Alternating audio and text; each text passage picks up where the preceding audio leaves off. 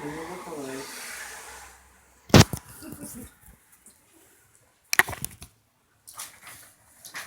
The Electoral College, how we decide who our president is. Represented here by this map, the Electoral College is what allows us to decide who president is, with each state getting a different number of delegates.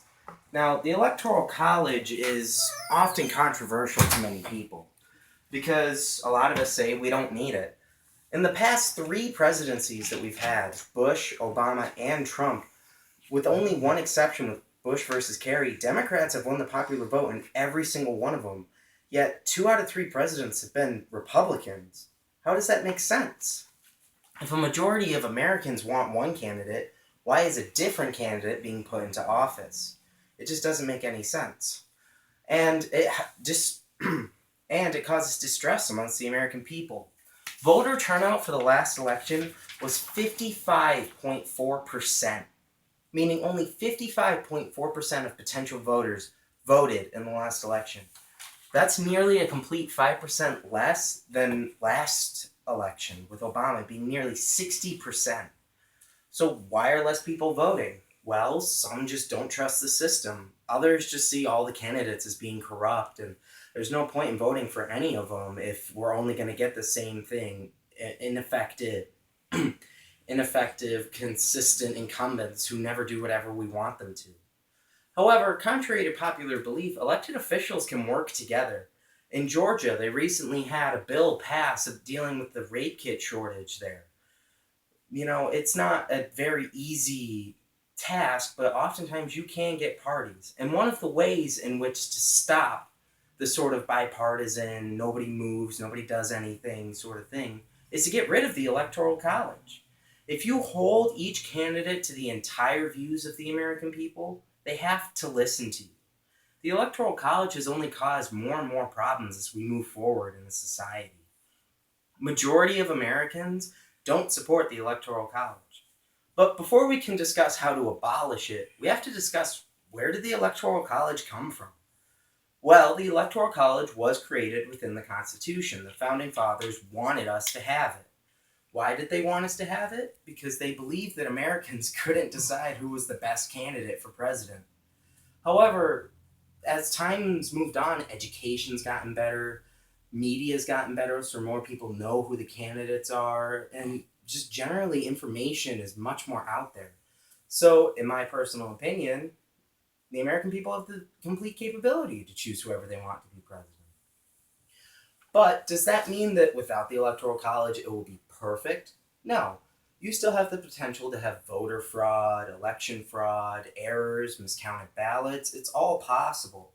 However, we need to ask ourselves, would it be better or would it be more effective? And personally, I think it would be both, but it's easy for someone to disagree. Someone could argue, if we don't have an educated body to choose who our president would be, we might elect somebody who can't do the job that they're supposed to. We could have Mickey Mouse be president, as thousands of people vote for him each year, but yet he doesn't win because the Electoral College exists. It's there to keep that balance between the American people and the person we want to run the country. However, contrary to popular belief, a third-party candidate is very unlikely to win. The only way in which they can win is if they somehow manage to gain much more popularity. And throughout our history, the closest candidate we've ever had to be elected, thanks to the Electoral College, was Teddy Roosevelt. Yes, Teddy Roosevelt with the Bull Moose Party. Teddy Roosevelt left the Republican Party, and it caused a split, and that's how we got President Woodrow Wilson.